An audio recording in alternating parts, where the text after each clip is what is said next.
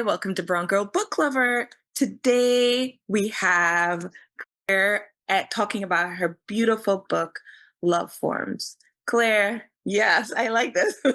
Welcome to Brown Girl Book Lover. Oh, thank you so much for having me. It's fun to be here. And it's so fun to talk to you.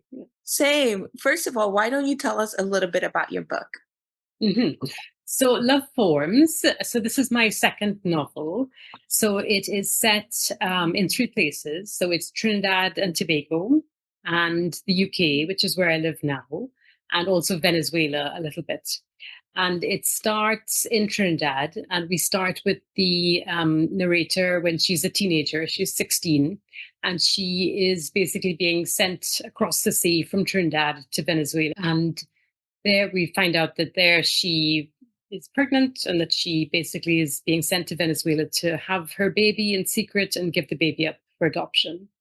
And then we pick up with her decades later when she's living in London and she's in her mid 50s. And we sort of see what her life is like, that she's been married and then divorced and she's had two other children. So her life has kind of gone on, but she still sort of feels this pull of the past. And then what happens is that she gets in touch with somebody on an internet forum who might be her, long lost daughter. And she sort of begins the process of, exploring whether they could be a match. And so what the book is about really is I hope it's about many things, but I mean, one obvious thing is definitely motherhood. And I guess it's kind of exploring, I think the question that was kind of driving me was like, what is, if there really is a connection between, the mother and the child. And like, this is kind of, we have the case where there are these two people that they've been basically separated at birth. So they effectively are strangers to each other. They don't know each other at all.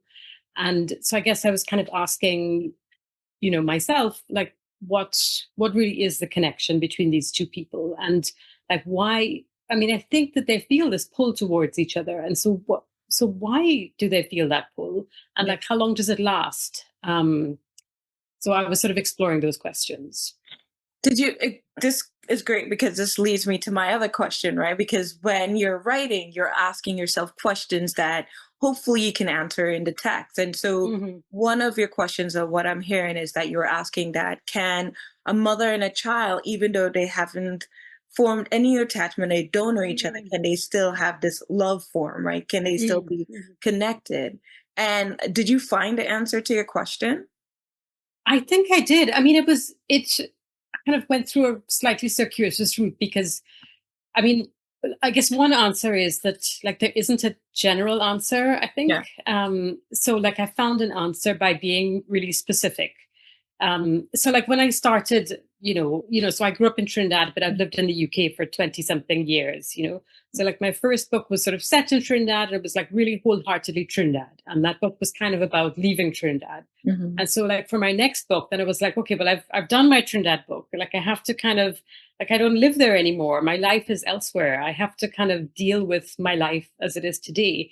And so I was sort of trying really hard to to you know to not go to Trinidad. Mm. And so I was like, okay, well, where can I set this book? And where like I had sort of started by thinking of this mother and then this mother and child. And I was like, okay, well, where are they?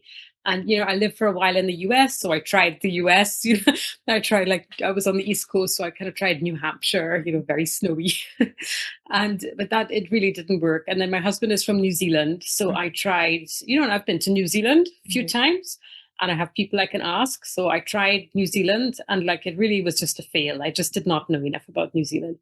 And then I tried all these other places. And then in the end I was like, let me just try Trinidad again. Mhm. And then it really worked. And it worked, I think, because of the specificity. So it was like I could understand like the sort of the broader context of how this mother came to get pregnant in the first place.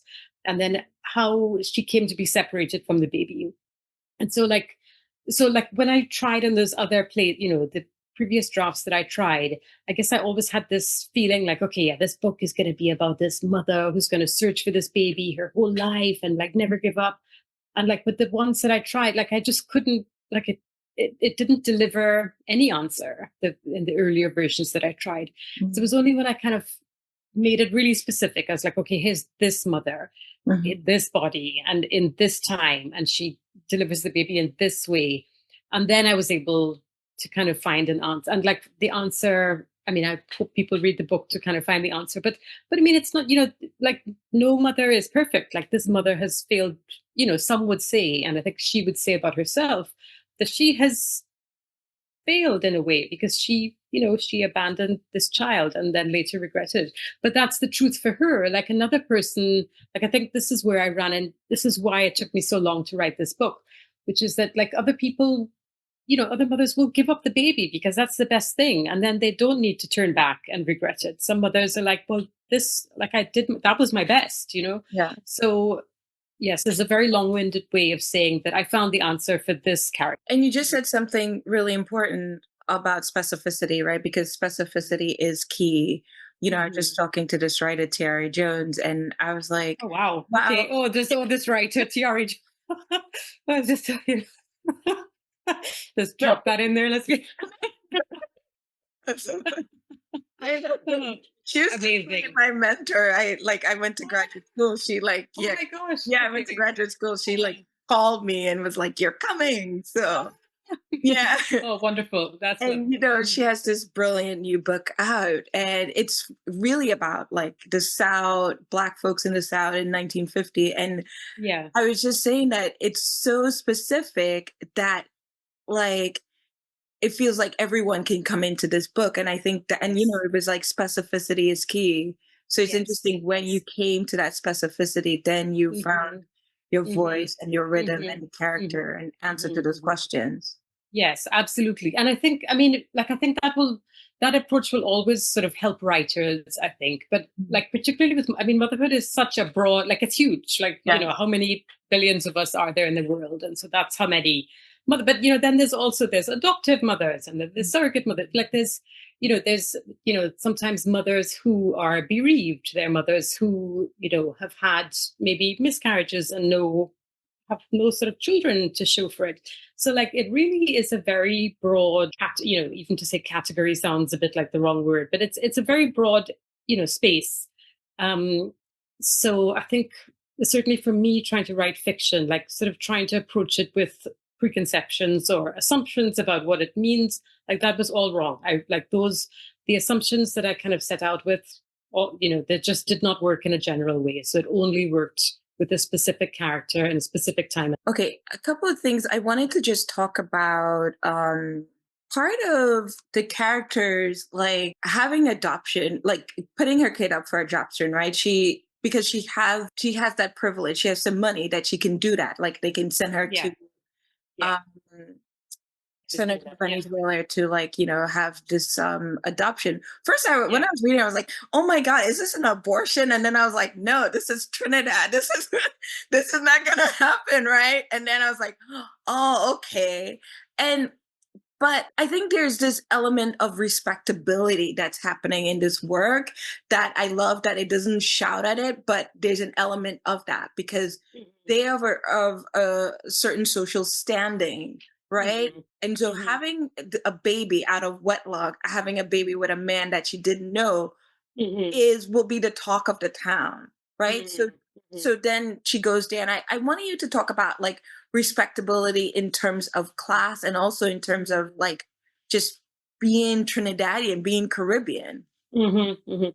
Yeah, I mean, of course, like this is set in 1980, so this Yeah. is a long time ago now. But I mean, that's the time that I was living in Trinidad, so that's the time that I know well. Yeah. And I mean, I think things have probably eased up a bit now, Yeah. um, for a number of reasons. But like I mean, Trinidad and probably all around the Caribbean is still pretty conservative. Yeah. So like this family, I mean, they're a white family, Mhm. and they're but people who know Trinidad or all around the Caribbean, like, any religion is okay as long as it's a religion. Like the only Yeah. the only thing that's like really taboo is like not to have any religion. Yeah. And so, I mean, you're right when you say, I mean, certainly in my day, abortion was like to sort of to be pregnant as a teenager from like this middle class family, white family, but I mean, any middle class family, Yeah. like that was really shocking. And I mean, if I've of course, it always, every single year it happened, Mhm. in, and just like in, in any, think of any person, like in their small circle, everybody can think of somebody who sort of went through that experience in some way. So like already just to sort of be pregnant and have to kind of deal with the pregnancy and having a baby, whether you keep the baby or not, like that was already shameful enough. But to even kind of entertain the idea of abortion was worse. Like you would Yeah. just be cast out. It just, I mean, and also practically, I don't know whether, like, I never heard of that, but I mean, I wouldn't have heard of it. But like practically, I don't know whether it was possible, whether anybody would do it for you. You would have. Yeah. So like, there really is this sort of, I mean, and I mean, if things have changed, I mean, it. I'm just trying to think of what the reasons would be. I mean, I think part of the reason is like what it does to families in general, like what it does, first if you consider the child who's been sort of sent away. And I mean, of course, a child taken in through adoption can of course have a wonderful life. And I know many people who, adopted families of Yeah. different shapes and sizes where things go really well. But like equally, like it is also acknowledged that it is sort of it's a wound to maybe to the child, but also to the family. People kind of Yeah. think, well, something happened and there's a sense of secrecy and shame, like the sense that something happened that wasn't supposed to happen. And so this kind of fracture takes place. And like we see it, people are doing their DNA all the time. And you do your DNA and suddenly like these cousins and second cousins kind of show up, and like these things come out that have been hidden for so long. And like it's across all cultures and ages and societies and classes of society, I think. I just love how you were able to capture that this adoption created this fragmentation within the character, but also in her family. Because when we think Mm. about, I think, adoption, especially like the secrecy of pregnancy, we like, I have to say, I was just like, okay, that's done. You keep on moving on. And I love Yes. how you just bring this into like just every moment of her Mm. life, that she's Mm. constantly thinking about this kid. Mm. Even Mhm. when, especially, there's this beautiful scene when she just had her kid, her Mm. first like legal kid, let's say, with her husband, and she's also thinking about the first time she gave birth to the girl that she didn't know. And there's this, and also when she goes back to Trinidad to be taken care of, she has that confrontation with her mother about like what happened to my kid. Mhm. And can you just talk about like why were you bringing that fragmentation throughout the novel? What do you want us to Mhm. see or feel? Yes, yes. I mean, I think like what I was trying to do was just trying to follow the mother, I think. I mean, in different drafts, I tried looking at the mother, and I also knew quite a lot about I mean, I explored possibilities for the daughter's life. Mhm. And, in previous drafts, I had the mother and the daughter as sort of alternating chapters and things like that. And, what was the most powerful was just the mother on her own. Mhm. And like you know, as I said earlier, like I sort of started with this assumption that the mother would kind of, would kind of have this relentlessness and determination about her, and she would kind of like never give up. Mhm. But then I think like the truth is actually a bit different, which is that, you have to live your life goes on, even as Yeah. much as this mother might regret what has happened, she still has to, you know, eat, and she has to work, and she has to sort of have a life in some form. And so like what I saw for her was that I mean, she's trying to put it behind her. So she has this baby at 16, 17, and that's in Venezuela, and she comes back from Venezuela to Trinidad, and then her parents kind of send her off to England to kind of make a new start. Mhm. And which she duly does, and she becomes a doctor. She goes to medical school, becomes a doctor, qualifies, and then marries an English guy and kind of sets up house here. So the life kind of has to go on.